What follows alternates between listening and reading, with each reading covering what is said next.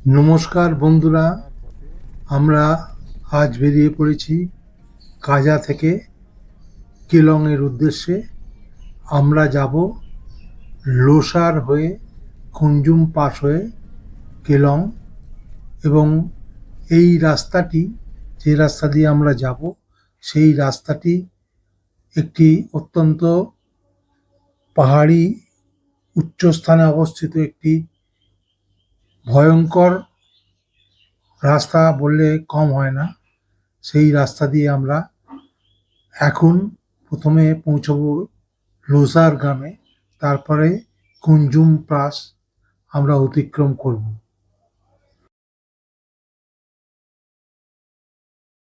কাজা থেকে কুঞ্জুম পাস প্রায় ৮০ থেকে ১১৫ কিলোমিটার একটি দুর্গম কিন্তু অত্যন্ত সুন্দর পথ, যা স্পিতি উপত্যকা এবং লাহৌল উপত্যকাকে সংযুক্ত করে। এই পথটি সাধারণত জুন থেকে সেপ্টেম্বর অক্টোবর পর্যন্ত খোলা থাকে। এটি সমুদ্রপৃষ্ঠ থেকে ১৪,৯৩১ ফুট উচ্চতায় অবস্থিত। এখানে কুঞ্জুম পাশে কুঞ্জুম মাতা মন্দিরের জন্য বিখ্যাত। একটি চ্যালেঞ্জিং অফ রোড রুট হিসেবে, যেখানে পাথর, কাদা এবং ছোট নদী পার হয়ে এই রাস্তা দিয়ে যেতে হয়। জুন থেকে সেপ্টেম্বর অক্টোবর মাস শ্রেষ্ঠ সময় যাওয়ার। শীতকালে তুষারপাতের কারণে প্রায় ৬-৭ মাস এই রাস্তা বন্ধ থাকে। উচ্চ ক্ষমতা সম্পন্ন গাড়ি যেমন এসইউভি, ফরচুনার, স্করপিও, থর বা হিমাচল রোড ট্রান্সপোর্ট কর্পোরেশনের বাসের মাধ্যমে ভ্রমণ করা সুবিধাজনক। উচ্চতাজনিত অসুস্থতা এএমএস এড়াতে পর্যাপ্ত পরিমাণ জল পান করা উচিত।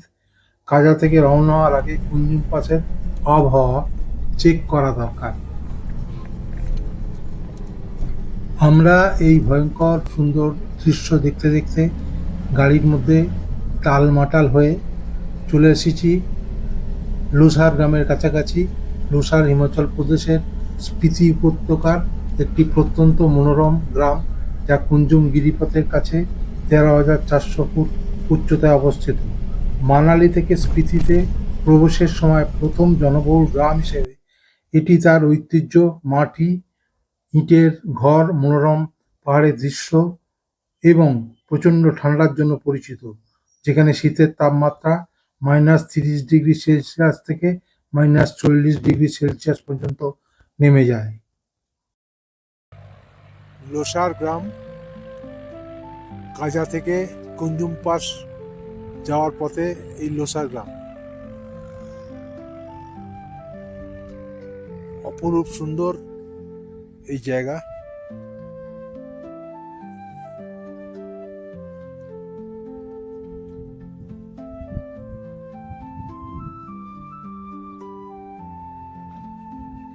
সুউচ্চ পর্বত, ঠান্ডাও খুব।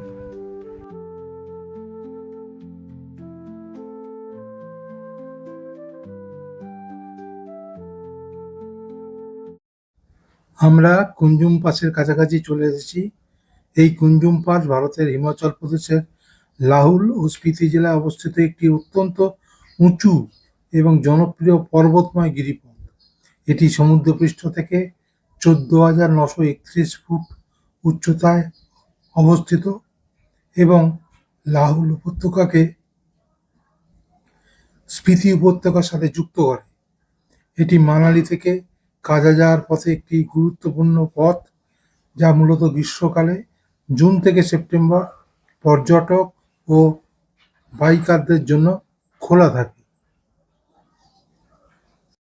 কুঞ্জুম পাস এবং কুঞ্জুম মাতার মন্দির। কুঞ্জুম পাসের উপরেই কুঞ্জুম মাতার একটি ছোট পবিত্র মন্দির আছে। কিংবদন্তি অনুসারে দেবী এই পথকে অশুভ শক্তির থেকে রক্ষা করেন। এখানে ভ্রমণকারীরা সাধারণত থামেন এবং মন্দিরের চারপাশে প্রদক্ষিণ করেন। এর অবস্থান হিমালয়ের পূর্ব কুঞ্জুম রেঞ্জে অবস্থিত। যা স্পিতি উপত্যকার প্রবেশদ্বার হিসেবে পরিচিত।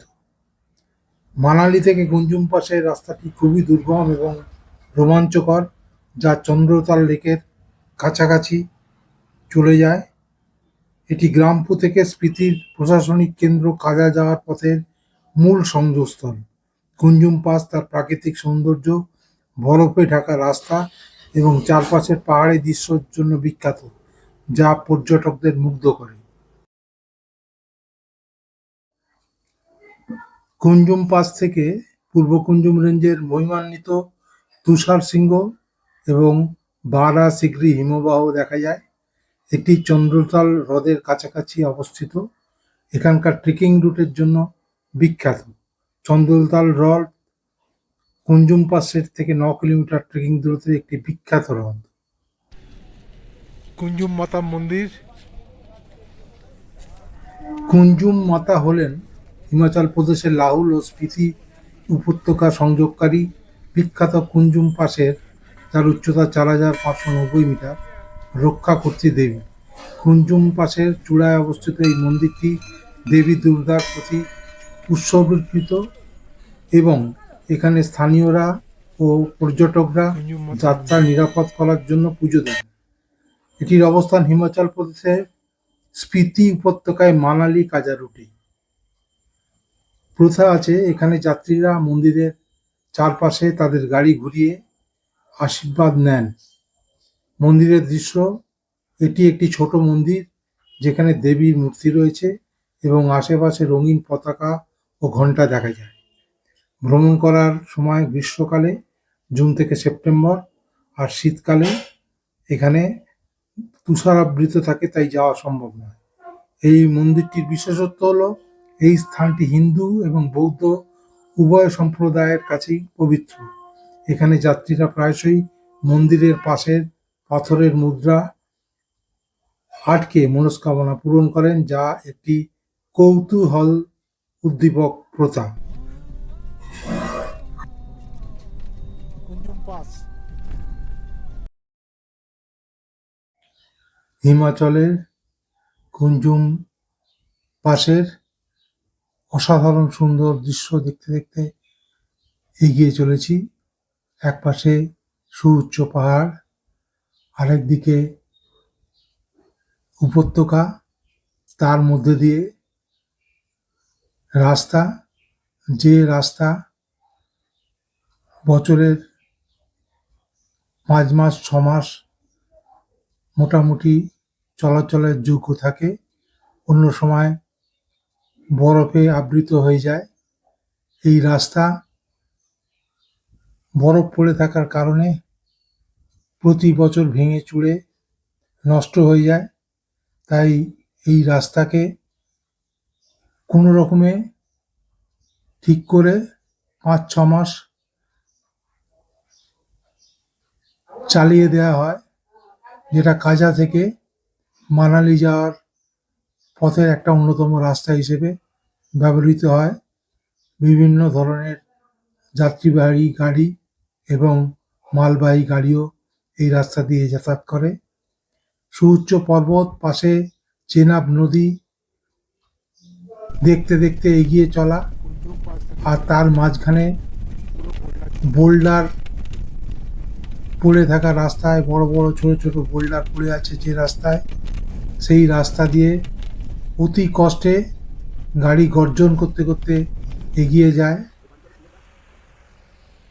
আমরা চেনাব ব্রিজের কাছে বাতালে ধাবায় খেতে এসে এক অদ্ভুত অভিজ্ঞতার সাক্ষী হয়ে রইলাম। আস্তে আস্তে। আরে আপনি সরে আসুন না দাদা, আপনি লেগে যাবে আপনার। আপনি আপনি জানিয়ে ফট করে লেগে যাবে আপনার।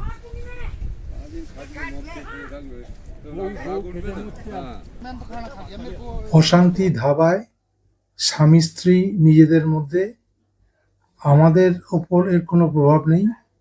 আমরা ভালোভাবেই এখানে খেয়ে দিয়ে নিয়ে ঢেকুর তুলতে তুলতে বেরিয়ে এলাম, এগিয়ে চললাম কেলংয়ের দিকে। আমরা কেলং থেকে চললাম ত্রিলোকীনাথের পথে। হিমাচল প্রদেশের লাহুল এবং স্পিতি উপত্যকা হিমালয়ের কোলে অবস্থিত একটি উচ্চতার ও জনবিরল ঠান্ডা মরুভূমি অঞ্চল। এটি কুঞ্জুম গিরিপথ 4551 মিটার দ্বারা সংযুক্ত, যা প্রাচীন বৌদ্ধ মঠ, রুক্ষ ভূদৃশ্য, ট্রেকিং এবং রোমাঞ্চকর ভ্রমণের জন্য বিখ্যাত। 1960 সালে গঠিত এই জেলাটি অটল টানেল দিয়ে মানালি থেকে সহজেই পৌঁছানো যায়, যেখানে চন্দ্র ও ভাগা নদী মিলিত হয়। কেলং থেকে প্রায় 50 কিলোমিটার দূরে অবস্থিত ত্রিলোকীনাথ মন্দির।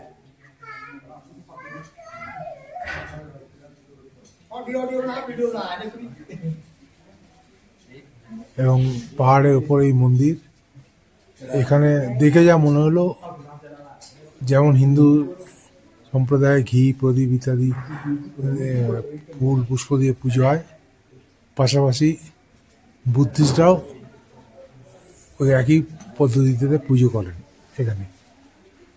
হিমাচল প্রদেশের লাহুল ও স্পিতির উদয়পুর মহকুমায় অবস্থিত ত্রিলোকীনাথ মন্দিরটি 10ম শতাব্দীর একটি প্রাচীন মন্দির।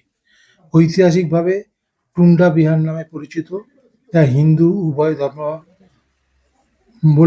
কাছে ভগবান শিব এবং বৌদ্ধ উভয় ধর্মাবলম্বীদের কাছে অবলোকিতেশ্বর নামে পূজিত। 2760 মিটার উচ্চতায় অবস্থিত এটি স্থাপত্যের এক অনন্য মিশ্রণ প্রদর্শন করে এবং বার্ষিক 3 দিনের পৌরি উৎসব আয়োজন করে। উদয়পুর লাহুল ও স্পিতিতে অবস্থিত, কেলং থেকে প্রায় 45 কিলোমিটার এবং মানালি থেকে 146 কিলোমিটার দূরে চন্দ্রভাগা নদীর কাছে অবস্থিত। মন্দিরটি 10ম শতাব্দীতে সেল বর্মনের সহায়তায় নির্মিত হয়েছিল। ত্রিলোকীনাথ থেকে এই রাস্তা দিয়ে এলাম এবং এখানে একটি সুন্দর ঝর্ণা আছে। ঝর্ণাটা ত্রিলোকীনাথ ঝর্ণা, অদ্ভুত সুন্দর এবং এটা পবিত্র বলে এখানকার মানুষ মনে করেন। দারুণ ঝর্ণা একটা, ত্রিলোকীনাথ ঝর্ণা।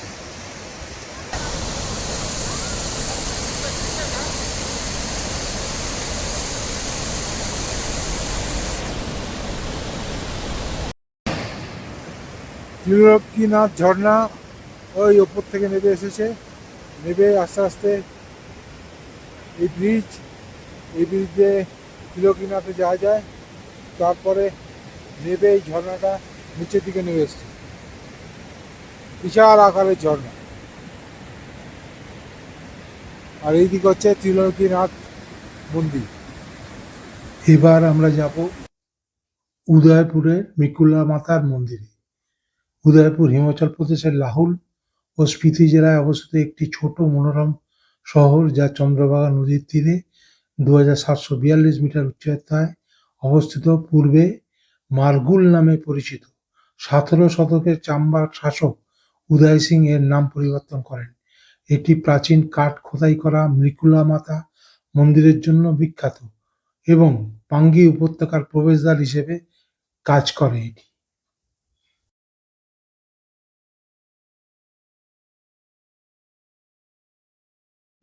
আমরা উদয়পুরে মৃকুলা মাতার মন্দিরের দিকে যাচ্ছি। কেলং থেকে এটা প্রায় 65 কিলোমিটার দূরে অবস্থিত মৃকুলা মাতার মন্দির, উদয়পুর। উদয়পুরে মৃকুলা মাতাদির মন্দির, এবং এটা বানিয়েছিলেন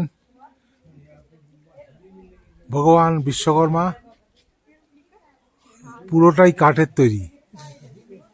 এই মন্দিরটি নাকি প্রকাণ্ড এক বিরাট কাঠ কেটে তৈরি। যাই হোক, আমরা পাশেই একটি পাথর পড়ে আছে, যেটা তুললে নাকি পুণ্য হয়, সেটা তোলার চেষ্টা করলাম। না না, লেগে যাবে।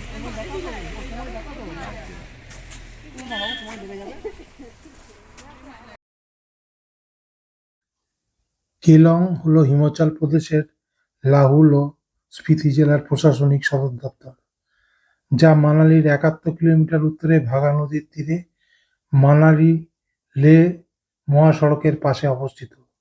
10,100 ফুট উচ্চতায় এটি অবস্থিত।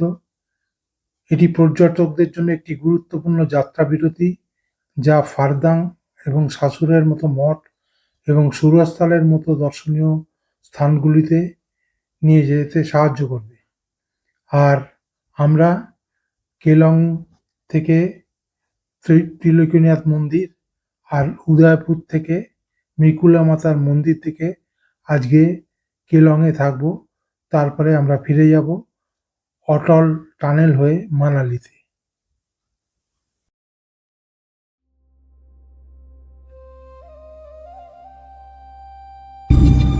কেলং থেকে মানালি যাওয়ার পথে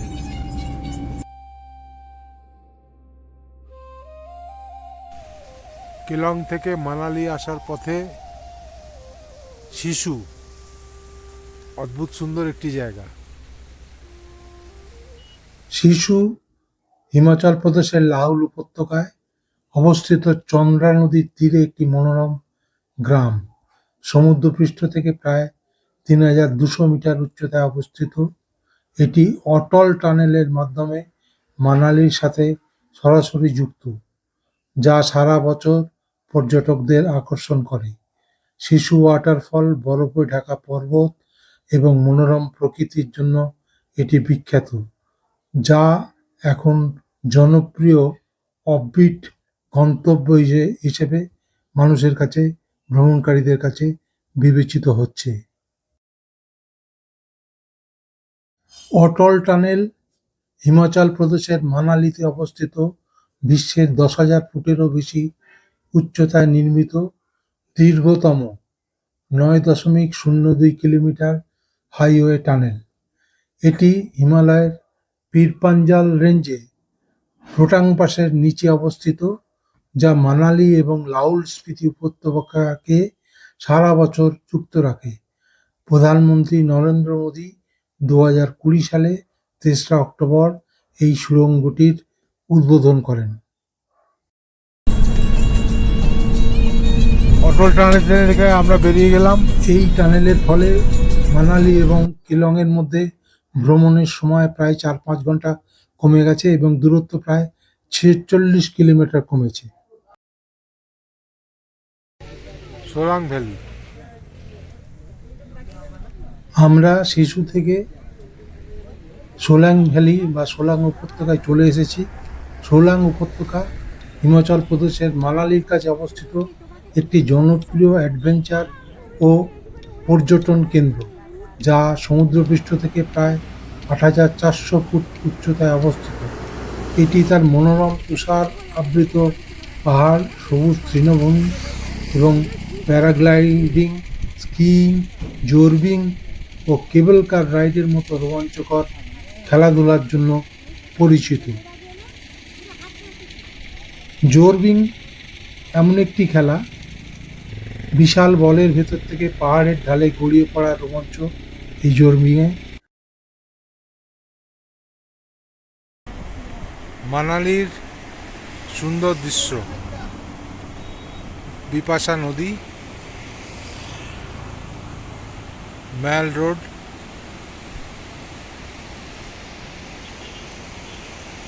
অসাধারণ সৌন্দর্যের জায়গা মানালি।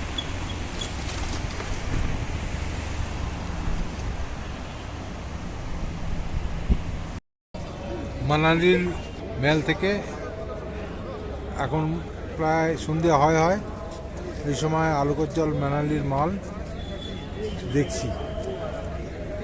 হিমাচল প্রদেশের কুল্লু উপত্যকায় বিয়াস নদীর তীরে অবস্থিত মানালি ভারতের একটি জনপ্রিয় হিল স্টেশন ও রোমান্টিক হনিমুন গন্তব্য, যা এর তুষারাবৃত পর্বত, পাইন বন এবং অ্যাডভেঞ্চার স্পোর্টসের জন্য পরিচিত। সমুদ্রপৃষ্ঠ থেকে 2,050 মিটার উচ্চতায় অবস্থিত এই স্থানটি অটল টানেল হয়ে লে লাদাখের প্রবেশদ্বার হিসেবে কাজ করে।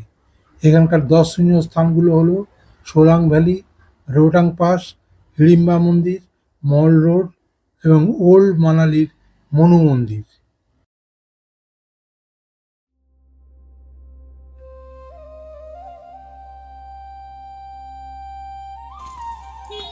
মানালির হিড়িম্বা মন্দির চত্বর।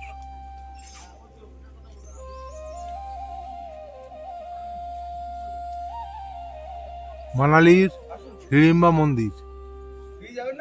হিড়িম্বা দেবী মন্দির হিমাচল প্রদেশের মানালিতে অবস্থিত একটি প্রাচীন কাঠের চারতলা গুহা মন্দির, যা মহাভারতের হিমের হিড়িম্বা দেবীর নামে উৎসর্গীকৃত। 1553 সালে মহারাজা বাহাদুর সিং কর্তৃক নির্মিত, এটি তার অনন্য প্যাগোডা শৈলীর স্থাপত্য, জটিল খোদাই এবং ধুংরি বন বিহার দেবদারু বনের মধ্যে শান্ত অবস্থানের জন্য বিখ্যাত।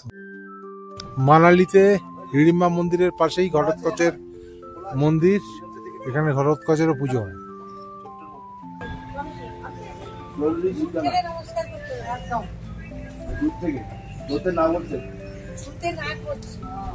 হিড়িম্বা টেম্পলের কাছে মিউজিয়াম, হিমাচল প্রদেশের মিউজিয়াম মানালি।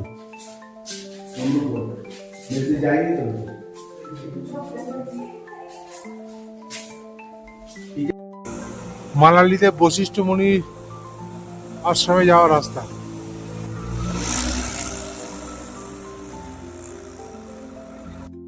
মানালিতে বশিষ্ঠ মুনির আশ্রম।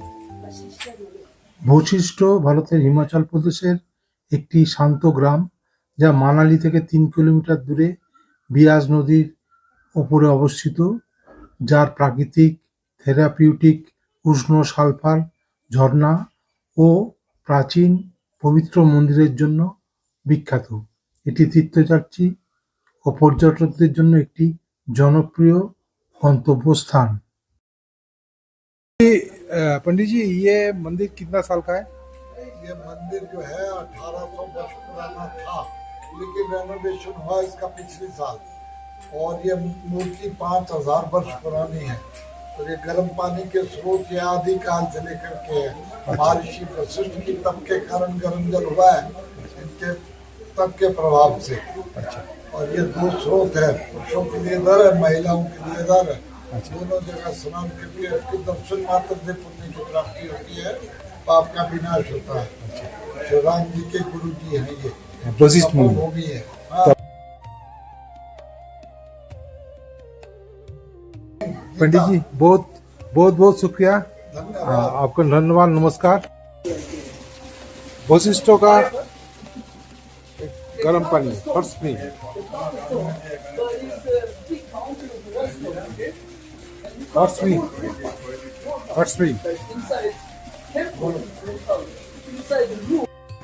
वैसे एक गाड़ी आप किराए में देते हैं, तो कितने कितने लेते हैं 1000 रुपीज पर डे?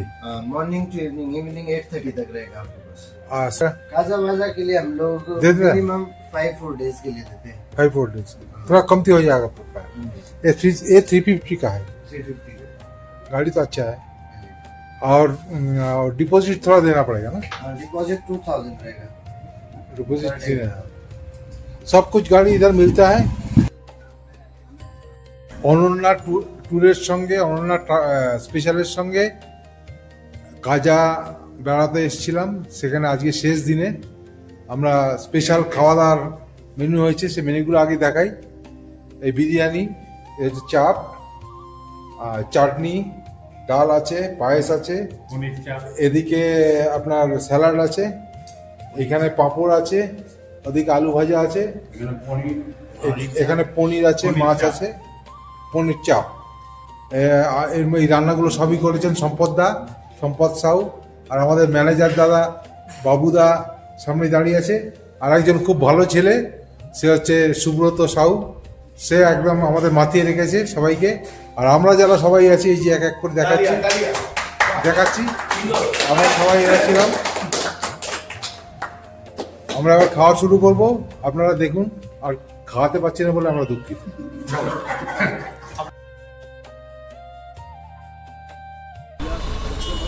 মানালির রাস্তায় আমরা এখন ফেরার পথে মানালি থেকে গাড়িতে আসবো চণ্ডীগড়, চণ্ডীগড় থেকে ট্রেনে কলকাতা।